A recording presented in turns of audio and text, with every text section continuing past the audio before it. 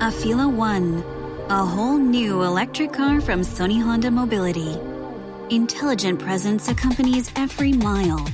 Let your Afila One drive or take the wheel yourself.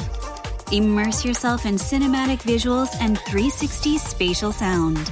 When you move with Afila One, the journey is a wonderful destination.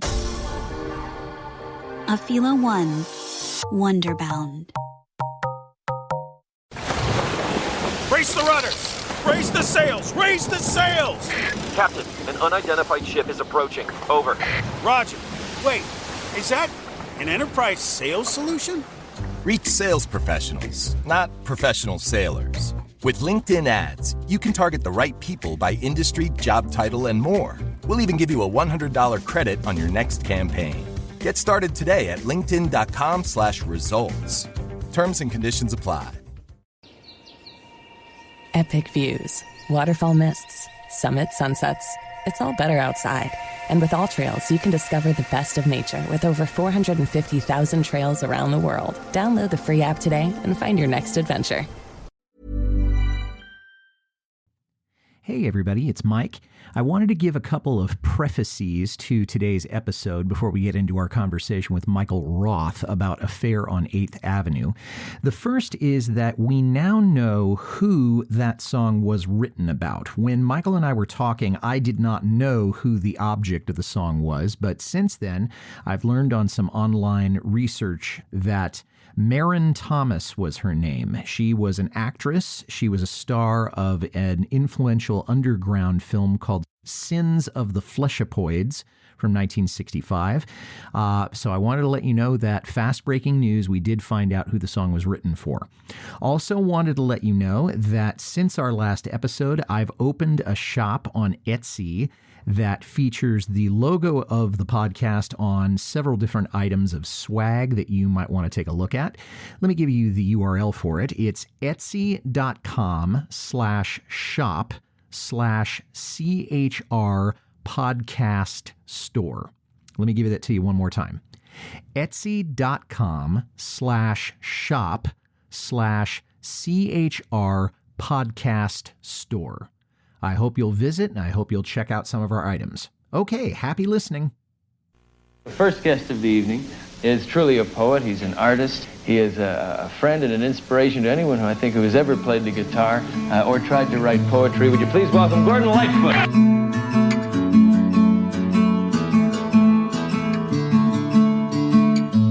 The perfume that she wore was from some little store on the downside of town, and it lingered on long after she'd gone. I remember it well. This is Carefree Highway Revisited, the show that celebrates Gordon Lightfoot's music song by song, a proud member of the That's Not Canon podcast network.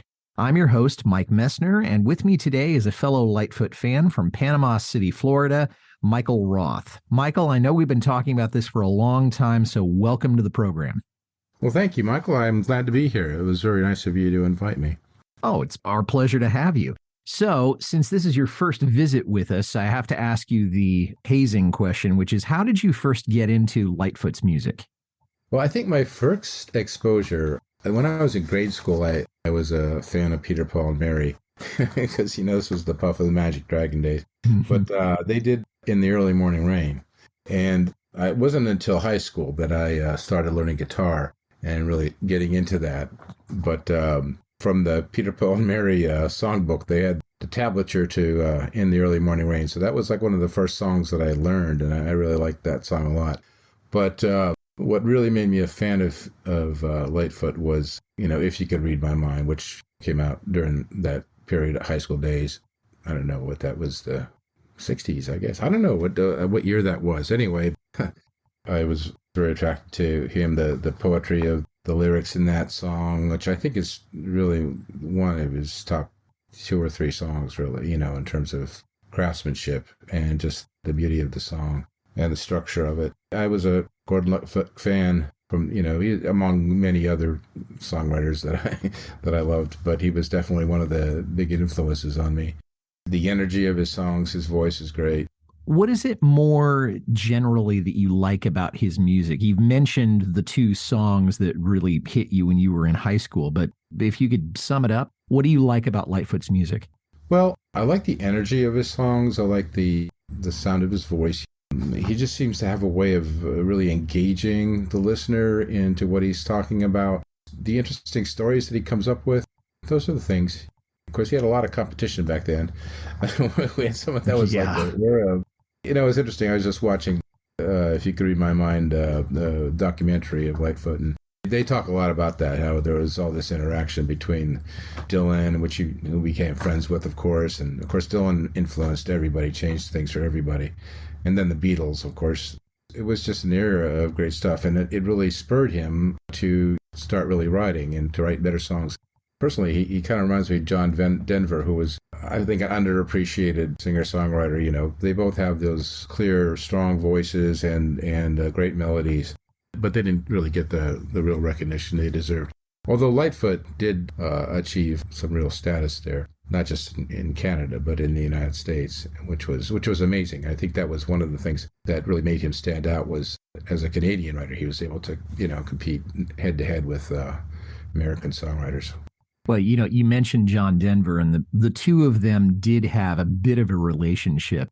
And I think there are some certain similarities between the kind of work that they did. Lightfoot didn't get as lampooned quite as much as John Denver did, but both enormous talents, musically, both vocally and instrumentally.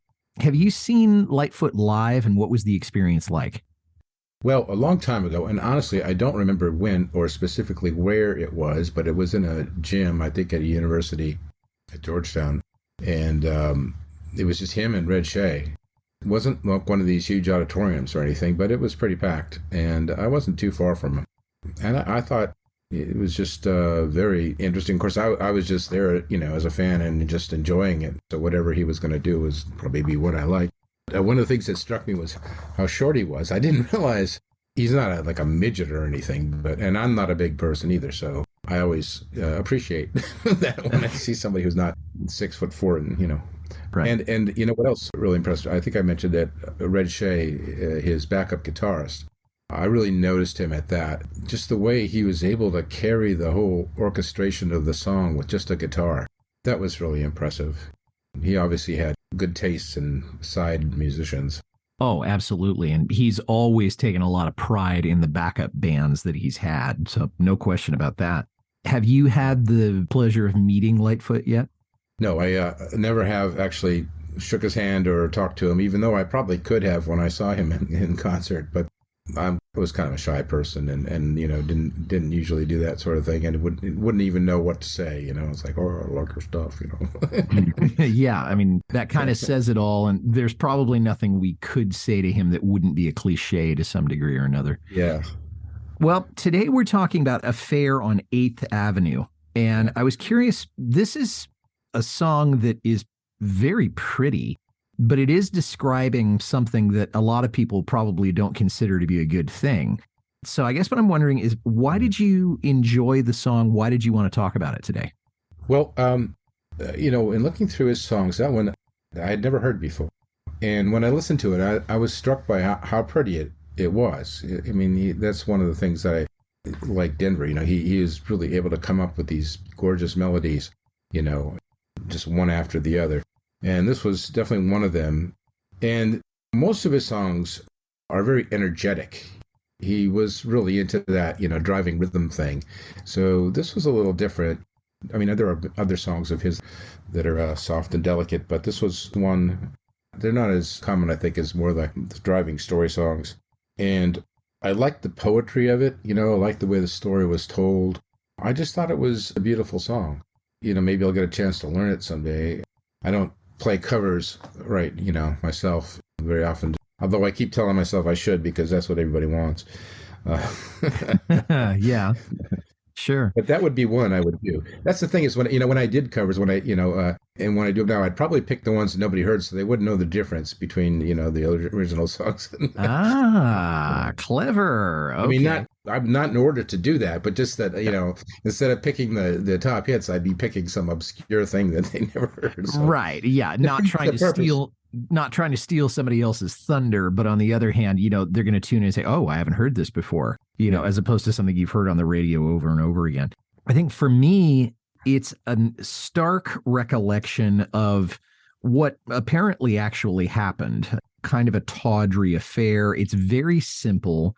It's very beautiful. And he manages to not be cliche about it. I mean, there's no, illusions about, okay, this is forever love, or this is the most beautiful thing that's ever happened to me.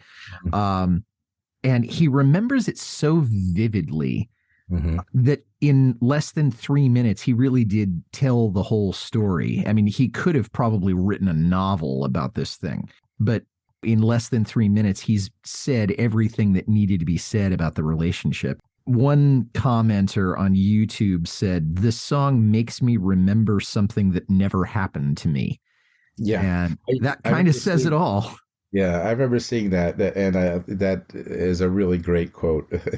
Yeah. Without trying to delve too much into your personal life, do you have any anecdotal stories about the song? Well, I tried researching this song, and it's really difficult to find anything. And it was dropped from his album when it first came out. And I kind of think that, I mean, he talks about, now about wishing he had never done That's What You Get for Loving Me. Right. He feels embarrassed about it. And I kind of think that maybe he was feeling that about this song at the time. And since, it was never, as far as I know, it got really promoted or anything. So I do think it really was a little more confessional than maybe he retrospectively intended, But yeah, I think you're right. And he hasn't performed it very much in his repertoire. We'll talk a little bit more about that as we go on. Is there a good setting for you to listen to this? Could you listen to it anytime, any place, any kind of weather, or do you feel like the best setting to listen to it would be in a certain place, a certain time, certain climate, whatever? Well, I think it's a song, if it came on the radio, you wouldn't turn it off. But, driving through a snowstorm, it might be a nice song to listen to. Something where, you don't have a lot of distractions around. You're not going to want to get up and dance. Oh, no. No, you want to sit and listen to it and think about those words and, what he's trying to say and everything. I don't know if it's totally confessional, but we can talk about that. Yeah, we will. I think for me, I always think of the beginning of it being on a rainy day. And if it were a movie, you'd have the camera giving this external shot of this building on 8th Avenue in New York City. And they kind of close in on a window. And through the window, you see Gordon and this woman. Yeah. But it would be upstairs. I mean, it wouldn't be on the ground floor. So that's where my mind always goes when I hear this song. And so that's why I think on a day like today, when we're recording in Northern California, it is raining. Yeah. Fairly hard. Ooh. And I did listen to Lightfoot on the way home from work today, and I'll probably play this song a little bit later because it's just the perfect setting for it, for my own psyche. But yeah, researching the song, I found out a couple of things. Lightfoot did meet this woman at the Cellar Door in Washington, D.C., which was a club where he was playing with Red and I guess with John Stockfish. He found out that she was a waitress at the Playboy Club in New York City. And during that tour, or maybe at the end of the tour, he spirited away from his bandmates and flew up to New York to see her. And the two of them had a rendezvous in her apartment. It's not clear whether she was married. We know that he was. And so he was the one having the affair, although we both know it takes two to tango. That's all I could find out. Did I miss anything? No, that was, I probably read the same thing you did in it. In some ways, what this reminds me of is there's a song by Leonard Cohen called Chelsea Hotel, I think. That's, in a sense, a parallel about an affair. Of course, that was with a famous person. I guess she's dead, so we can say Janis Joplin apparently was the person. It's, of course, a very, very different kind of scenario. This is just somebody who is alluring just because of who she is, not because of any accoutrements of fame or notoriety or fortune or talent, as we know. Well, and not only that, but I mean, the woman that Gordon apparently had the affair with, if she's come forward and said, hey, that song was about me, I haven't found it, and I think we probably would have known by now. Right. We'll be right back to our conversation with Michael Roth about Affair on 8th Avenue. But first, a word from a podcast partner or two. Is that song really a cover? What instrument are they playing there? What do those crazy lyrics mean? If you're the kind of person who thinks about stuff like that, you're in luck because I've got just the podcast for you. How Good It Is chooses a single song each episode and takes a dive into the story behind the song and the artist who made it famous.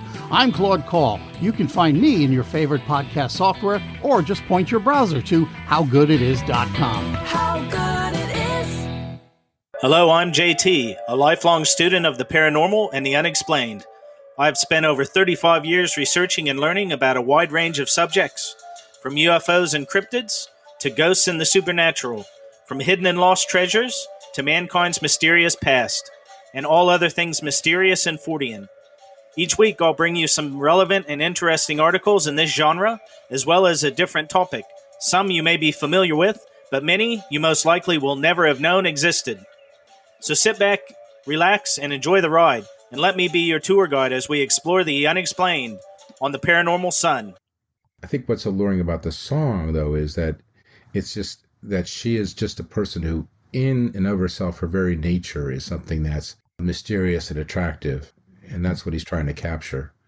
And he does a beautiful job of it. And that's probably a good jumping off place for us to get into the lyrics now. The perfume that she wore was from some little store on the downside of town, which to me kind of implies that it was cheap perfume. This is not Chanel No. 5 or whatever. And it lingered on long after she'd gone. I remember it well. And we know that odor is one of the most powerful memory triggers. I mean, psychologists have said this. So it's possible that he smelled it in different contexts years later in a different part of the world. He smells the same perfume and thinks, oh my gosh, my mind's going back to this place in New York City. And she showed me her treasures of paper and tin. And I can't figure out what kind of treasures would be made of those two. Do you have any ideas about what he's talking about? Back in those days, that was the 70s, it was real countercultural things. So I know I lived in Santa Fe back then, and so the counterculture was very strong there. There was, part of the community, the Easy Rider people were there. Mm-hmm. And so you had, all kinds of handmade art things and so on. And I think what the key to this is they're treasures of paper and tin. It doesn't matter really what they were. It's that she treasured them. I know people made things out of tin, like little candle stands and things like that, so you had all manner of things and knickknacks that you'd find. There was a place in Santa Fe that sold Mexican art. And so you'd have all these little knickknacks and things that were very cheaply made and everything. But they're curious. They're curios, Yeah. And I think that's what it was, But I think the key to it is that she made them valuable by which is, so treasure. The personal pronoun, her treasures. Yes. Is the operative thing there. Okay. Yeah. And we played a game only she could win. And it made me think that she doesn't have as much invested in what's going on here as he does. If she isn't married, she isn't cheating on anyone. He is married, so he's cheating on Brita. He probably feels a little bit of remorse about it. You mentioned the idea of being confessional, which implies that you're coming clean about something. She kind of comes out of it relatively unscathed. So when you think about the game, I think he's probably speaking metaphorically here, because he doesn't mention, we sat down, we played chess like they did in the Thomas Crown affair or whatever. No, it was the game of love, and that's, I think he was speaking of it metaphorically as a game. I don't think they were actually playing a game. But I think there are some people who are just, they're in charge of their lives, people like Lightfoot who were, had achieved so much. I don't know that he had as much control of his life as she did. She could choose who to be with or not. It wasn't like something was going to happen, the opportunities were going to open up for her or something like that. She was happy with her life. She was content with who she was. And I think that that's like where the real power is. It's like a magical power in a way. So she didn't need him. That's the key to it. I think, is she didn't need him, but he wanted her. I like the way you said this idea of she has some sort of a choice, whereas clearly he's there of his own volition also with her, but he's also got obligations to the guys in the band. He's got contracts he needs to meet. I mean, she's at the Playboy Club, which I guess was something of a prestige item in those days, but it's not like she couldn't walk away from it and find a waitressing job some other place. Right. And then a little later on, he says, and she told me a riddle I'll never forget, and she left with the answer I've never found yet. How long, said she, can a moment like this belong to someone? And I wonder about this. I think, is she implying that this isn't going to last long? She knows that this is a one-night stand, and she kind of saying, look, this is after today. You're going to be going back to where you were, and we're both going to go on with our life. Did you have any thoughts on that particular part of the song? Yeah, I think in its essence, you have, somebody who's saying, I'm not here to try to establish a relationship with you. That's not what I'm looking for. I'm happy. This is just something, everything in life is fleeting. The nature of life is fleeting. So if we can have some pleasure in this, let's do it. If not, then you're free to leave. I think that's really what it comes down to. I do find these lines to be a mixture of really nice poetry and some sort of, I think like faux profundity, in a sense.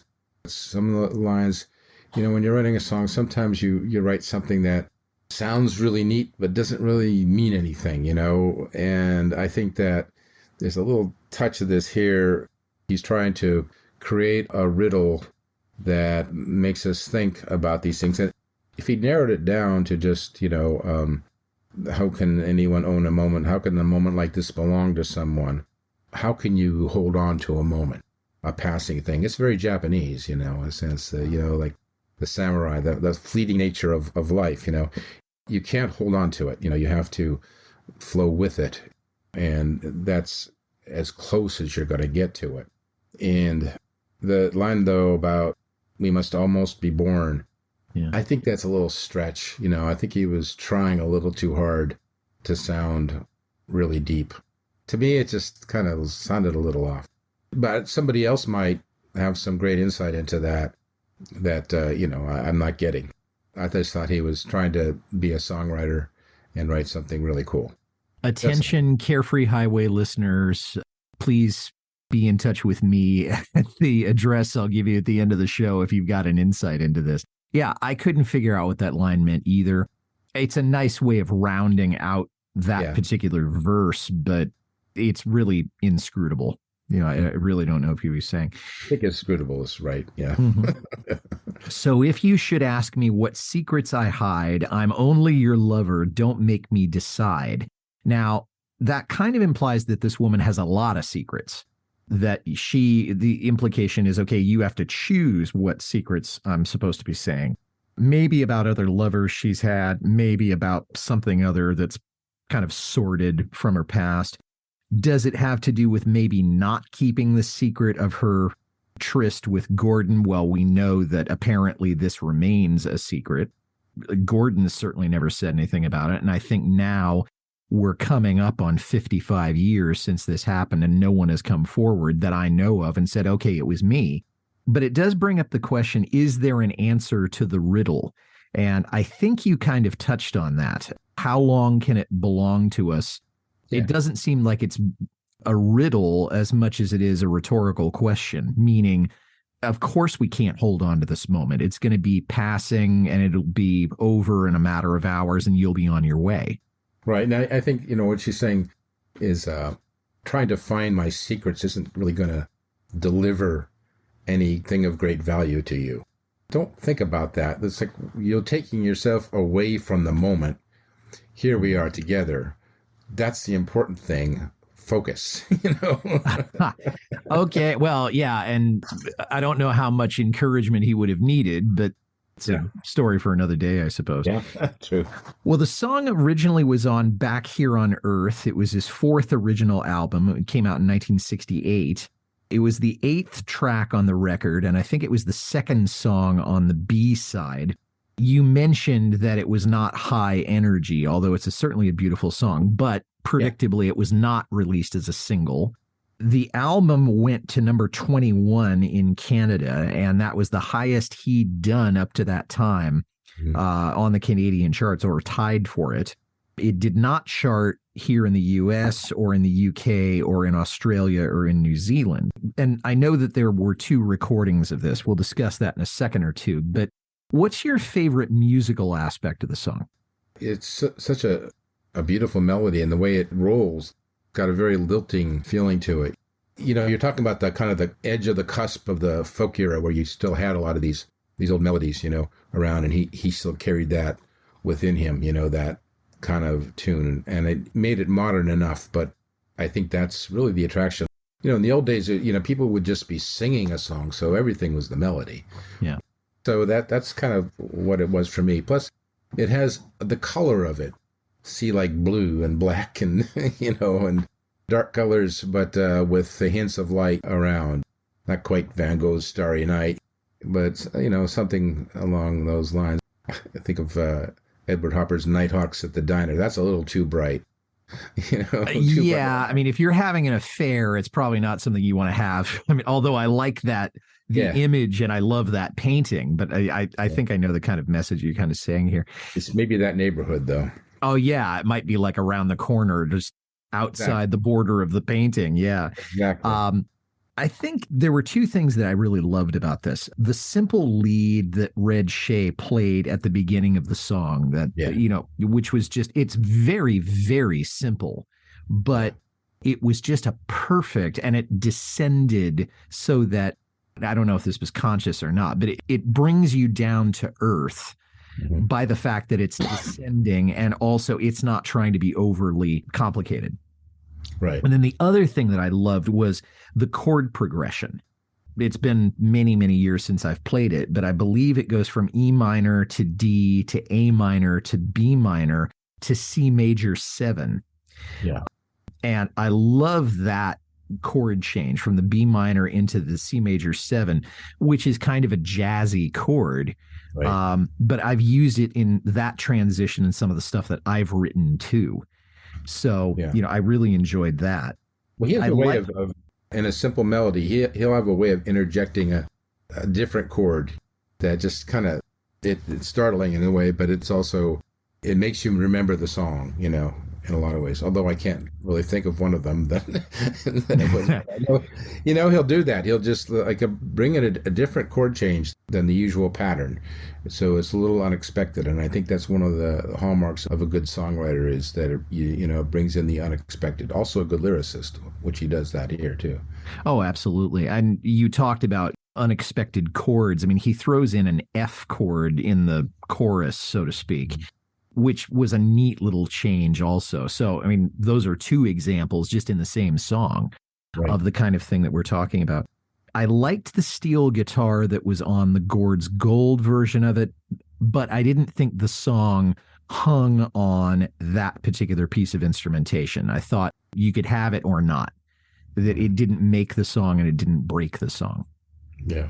I'm not an expert at production, and I didn't get a chance to listen to the old version, so I can't compare them, but I think that the spareness of production on this song is a good thing. It's not overly produced. It's not overly done. It's not wall of sound kind of thing, you know. Oh, yeah. Phil Spector, the saint. Definitely. We'll be right back to our conversation with Michael Roth about Affair on 8th Avenue. But first, a word from a podcast partner or 2.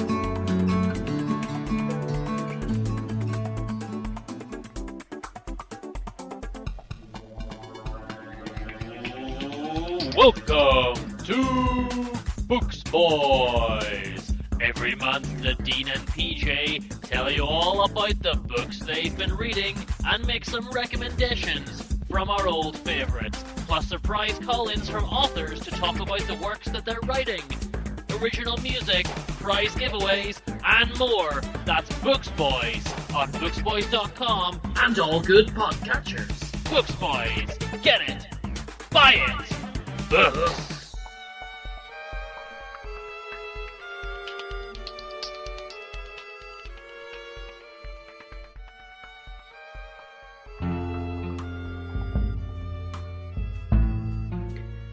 Hey, do you like classic albums? Technically, like the 20th century albums, such as like Beatles, Led Zeppelin, Rolling Stones.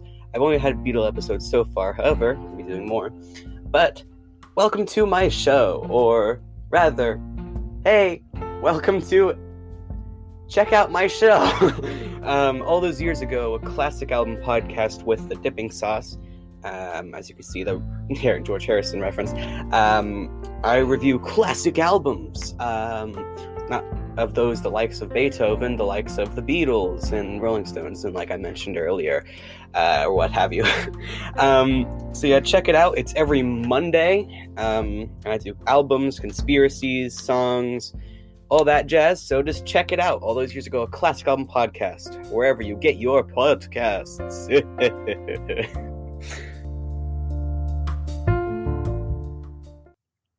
You talked about the sparseness of it, and on the original, Lightfoot was playing 6-string and vocals, Red Shea was playing lead acoustic, and then John Stockfish was playing bass. So it doesn't get much more stripped down than that. And as we have said, it was also on Gord's Gold, the double LP, but they took it off the CD, and it wasn't digitally released until 2010. So when I finally got the CD when I was in college, I noticed that they'd left that song off of the CD. And I thought, wow, why did they take that one off? Now, I understand that in those days, there was only so much room on a CD for anything. And I accept that. But any ideas about why they chose that one to take off rather than something else? So thinking that maybe that's because on second thought, maybe I shouldn't have done that song, maybe. Oh, okay. Maybe he didn't really want to push that song so much. Mm-hmm.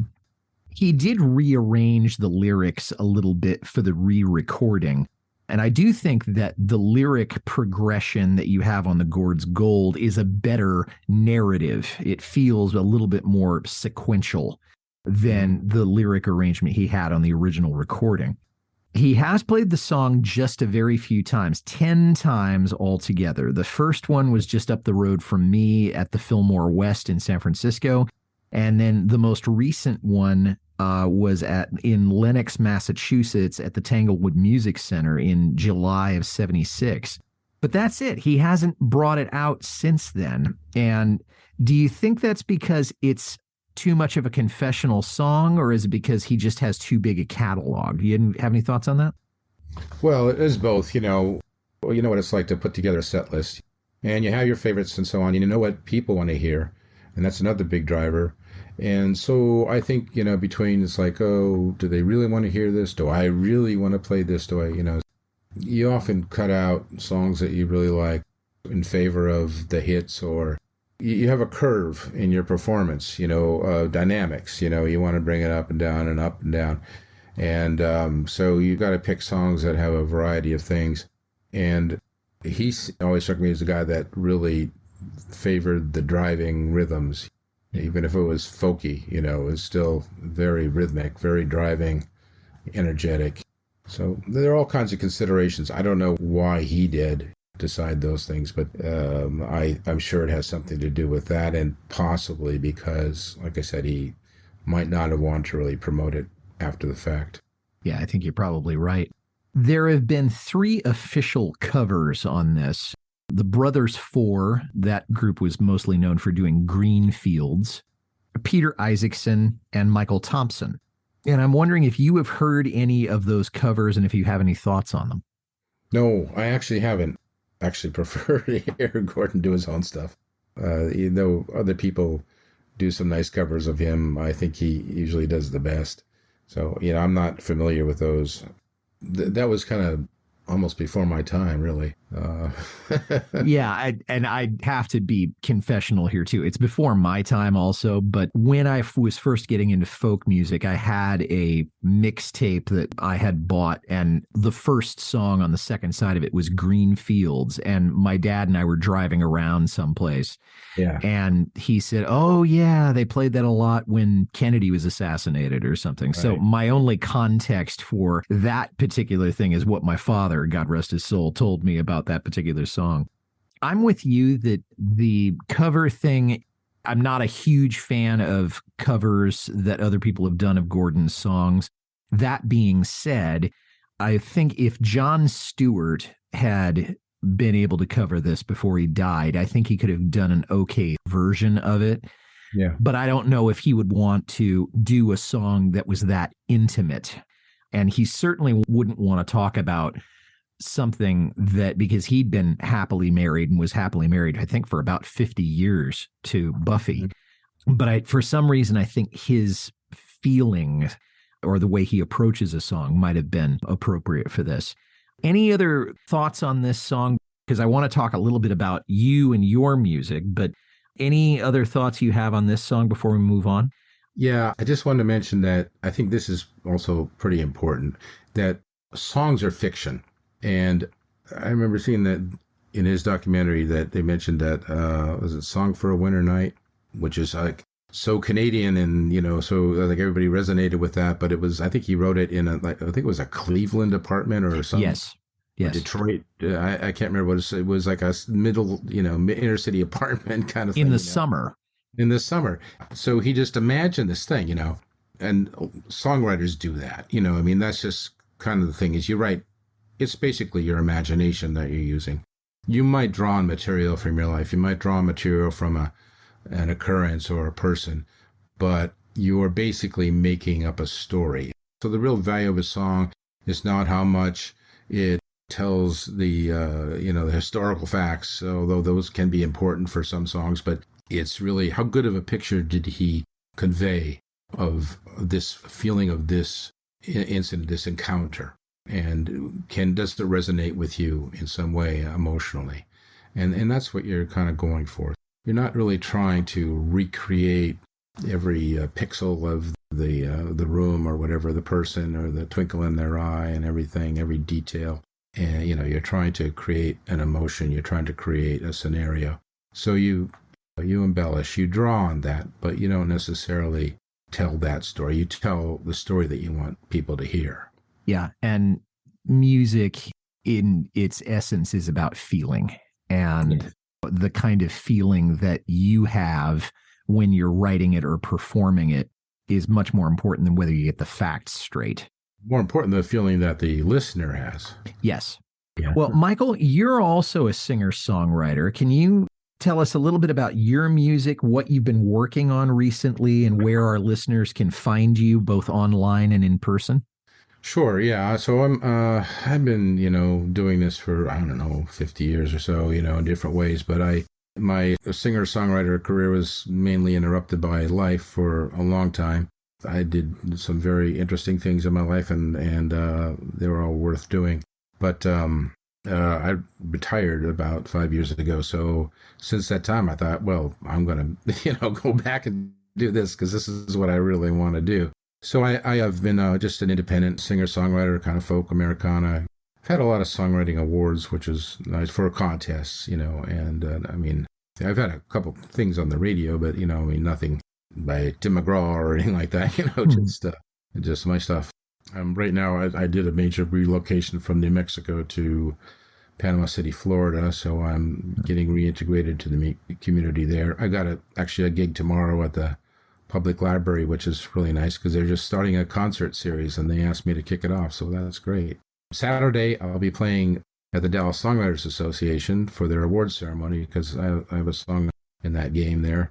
And you can watch it online if you find the Dallas Songwriters Association Saturday starting at noon Central Time.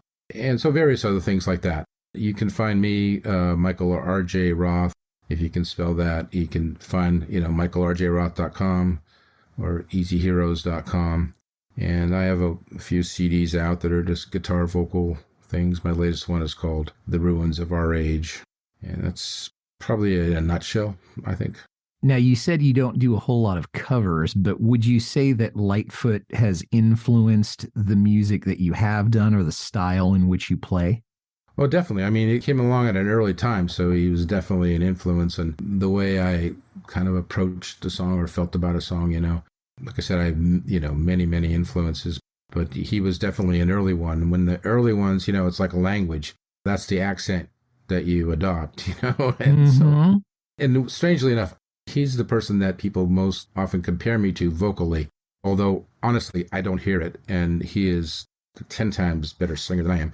So that's always kind of struck me. I thought, well, that's great because I really like Gord Lightfoot. So if I remind them of him, that's great because they obviously like him too.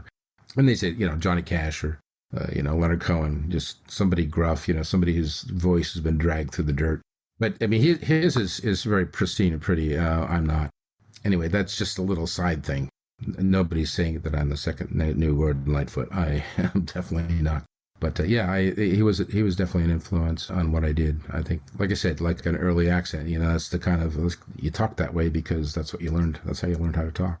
Yeah, I'm having fun and liking it and getting around and playing different places. Virtually, COVID was great for me and for a lot of us because it opened up the internet to us performing. I did a virtual tour around the country, I was playing California about a week ago, and well, I was playing an hour ago and now I'm playing in Texas or someplace like that. That's fantastic. Well, Michael, we've been talking about this for ages, and I'm glad that we finally got it now committed to a podcast. So I wanted to thank you for taking the time tonight for sharing your thoughts on this song, and I hope we can have you back again sometime real soon. Well, thank you. It was a real pleasure for me being on here and talking with you. And so, yeah, anytime. And thanks for listening, everybody.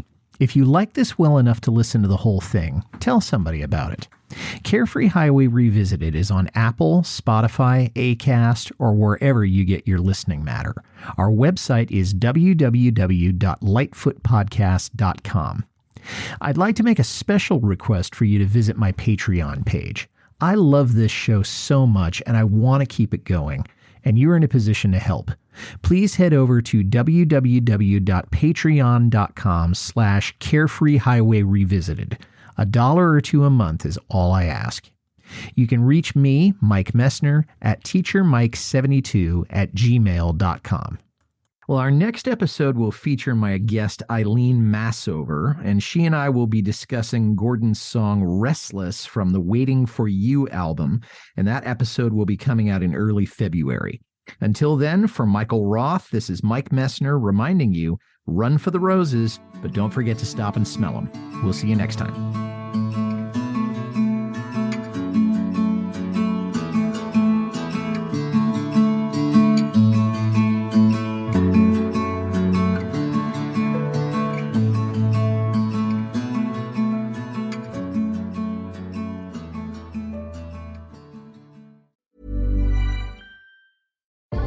Afila One, a whole new electric car from Sony Honda Mobility. Intelligent presence accompanies every mile.